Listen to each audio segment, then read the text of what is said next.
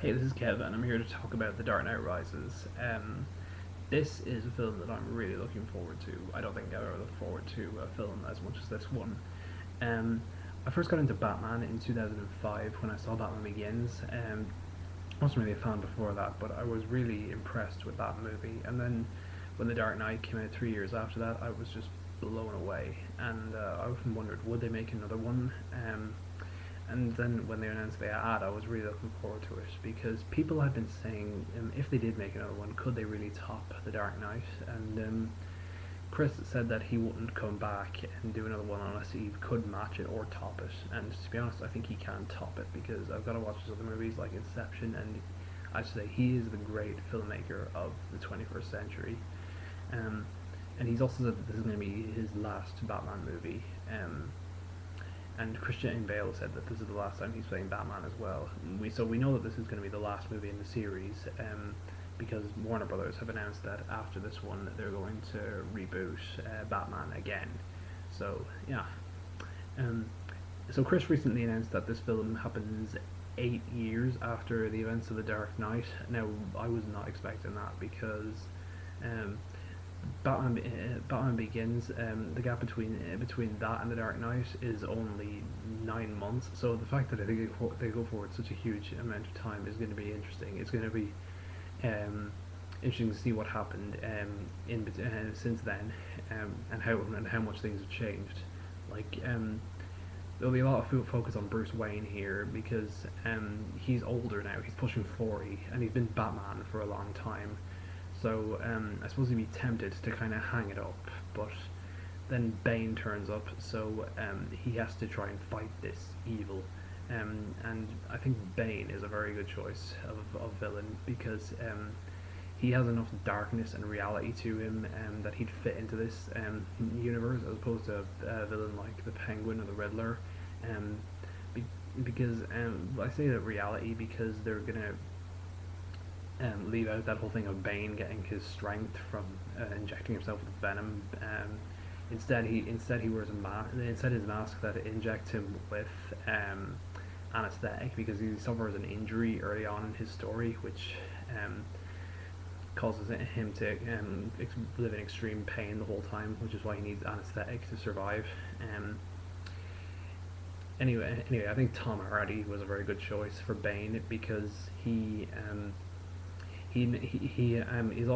often plays tough guy characters like in Bronson obviously and in Warrior. So uh, and in Bronson he proved that he can play characters who have really extreme personalities. And another thing I like about Bane is the voice. He sounds weak. He sounds like an old man on a breathing apparatus, and it really juxtaposes the brutality of the character. And Tom says that this version of Bane, thank fuck, is going to be very different from the version we saw in Batman and Robin, because that was the worst interpretation of a comic book character in history. Um, and he also said that Bane has a very brutal fighting style. He really fucks his opponents up, and he's going to make the Joker's pencil trick in The Dark Knight look quite tame. Anyway, we've also got Anne Hathaway playing Catwoman. A lot of people aren't really pleased about that because they don't think she's a good enough actress, but no, I quite like her. And she often plays really feisty characters like that, so I think she'll make a good Catwoman. Besides, Chris tested dozens of girls like Megan Fox and Natalie Portman, Jessica Alba, Jessica Biel, Kate Mara, Jim Arterton, hell, even Britney Spears and Tom Hardy's fiance Charlotte Riley. So if he thought Anne was the best out of all those, then well, I think she must be good. But she's got some big shoes to fill. Like Michelle Pfeiffer really set the bar for a great Catwoman in Batman Returns. So we'll have to see if she can top that. Like, she's not under as much pressure as Tom Hardy was because the portrayal of Bane in Batman and Robin was just so awful. But like Catwoman is iconic, so we'll have to see if she can do it justice. There's a lot of returning cast members as well. Michael Caine coming back to play Alfred, and Morgan Freeman playing Lucius Fox. Though we don't really know much about what happens to those characters in this movie. There's speculation that one or both of them might die because Alfred was kind of old in the previous movies, and this being set 8 years later, he'll be even older, obviously, and some people think he might die of natural causes. And Fox, there's been some rumors that he'll be killed in this one, so we'll have to wait and see. Um, Gary Oldman is coming back to play Gordon, and he's still commissioner, and he gets pretty. We see from the trailer that he gets pretty fucked up at some point. He he ends up in a hospital and begs Bruce to come back as Batman. And Bruce says that he doesn't know if Batman can come back because it may be the end. So one thing that people have been wondering about is, does Bane, like he famously did in the comic books, does he break Batman's back in this one? And that seems pretty likely because Christian Bale was spotted filming some scenes and he was walking with a cane, and some reporters were asking him where he'd been. Um, People were saying, well, if it's not set long after the Dark Knight, he could still be recovering from his battle with Two-Face, but that's bollocks because this is set 8 years later. So it seems likely that he's going to be that Bane's going to be breaking his back in this one, and he's going to be out of commission for quite a while, which could give Bane enough time to take over the city, and Batman is probably going to have to fight to relinquish the city from Bane's control. Two other cast members joining this movie are just Gordon-Levitt and Marion Cotillard from Inception, and I was very pleased with this. I'm a big fan of both of them. I really enjoyed Joe in 50/50 and 500 Days of Summer. Marion I thought was very good in Public Enemies, and absolutely awesome in La Vie en Rose. They're playing two characters who aren't from the comic books. Joe is playing a cop named John Blake, who is Gordon's right-hand man, and is apparently part of a task force given the task of arresting Batman. And Marion is playing a Wayne Enterprises board member named Miranda Tate, who is trying to help Bruce, who's still grieving over Rachel's death, apparently, and she's meant to be his love interest in this movie. There's, even though these characters are not from the comics, there's speculation that there might be more to them than meets the eye. Joe, there's been speculation about a lot of people who he might be. Originally, he was announced to play Alberto Falcone, but that turned out to be false reporting.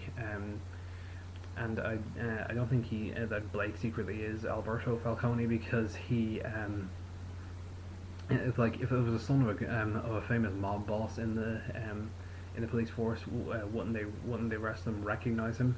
Although I wonder if Falcone's supposed paternity of Catwoman will be explored in this movie. We'll have to wait and see. Anyway, Blake, there's more speculation about him. Some people think he might be Robin, but that's bullshit because Robin is not something that would fit into the dark tone of the universe, as Chris has said from the beginning. And Bale said that if Robin were ever included, he'd walk. So no, we won't see Robin in this one. Some people think it might be the Joker, having broken out of jail or Arkham or wherever the fuck he is, but I doubt that because actually more than doubt that, it's definitely not true, because Nolan said that the Joker would not be in this movie, and some people think he's the Riddler, which is shit because not only did Nolan say he wouldn't be in the movie, but I think that would just be bordering on farce to include the Riddler. Marion's character, they have Miranda Tate. They have a pretty good idea of who she probably might be, and probably is at this stage. She's been seen on set, being led into a tumbler by Bane's mercenaries and driving this bomb truck, wearing an Eastern battle garb. So people are pretty sure she's Talia al Ghul, and I think she is. Let's see. Juno Temple is the young English actress is playing Holly Robinson, supposedly, who's the best friend of Selena Kyle.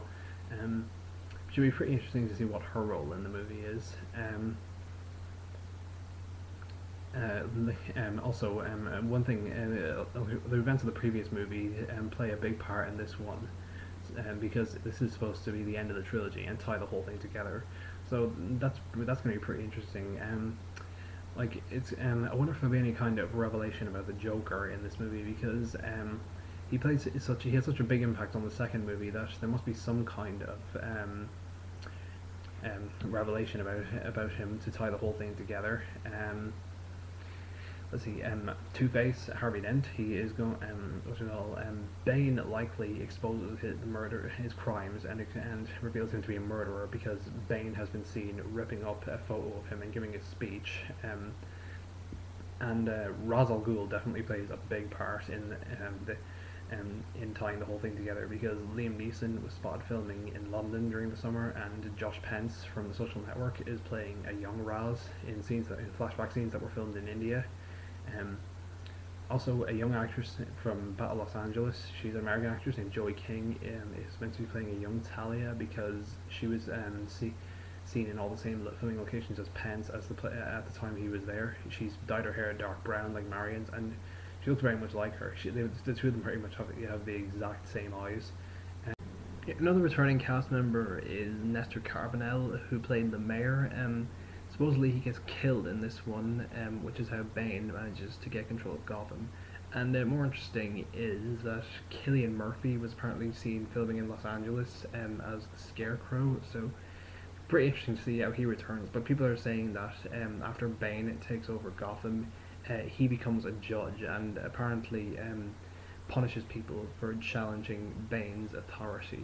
So it'd be pretty cool to see him come back. I mean, he's the only villain in all three movies. And Matthew Modine, who played Private Joker in Full Metal Jacket, is playing a character called Nixon, supposedly, who's going to be a key villain, but this might not be true because Modine himself said that there has been a lot of misinformation, and also from set photos, his character seems to be some kind of police commander, and and also his badge supposedly read Lynch while he was filming these scenes, not Nixon. So I think we've been fed a lot of bullshit when it comes to him. Another thing is they've been filming in a lot of locations. They've been filming all over the States. They've been filming in Pittsburgh, LA, and New York, and in the UK as well. They've been filming in London and Glasgow. They've been shooting some Batcave stuff at Brecon Beacons in Wales. They've been shooting stuff at the rebuilt Wayne Manor at Walton Hall. And well, Bruce's parents' graves were there, so their deaths may have some part to play with Bruce's guilt and in this movie. And he apparently still has some guilt over Rachel's death. Too. And the Ra's al Ghul backstory was filmed in India. And some stuff was seen. Some stuff showed what appeared to be the Lazarus Pit, but I don't think so. That just seems way too unrealistic for these movies. So I'd say that must have been something else, because I don't think Raz will be resurrected. I say he'll only appear in flashbacks. Another thing, there's going to be a prison breakout in this movie,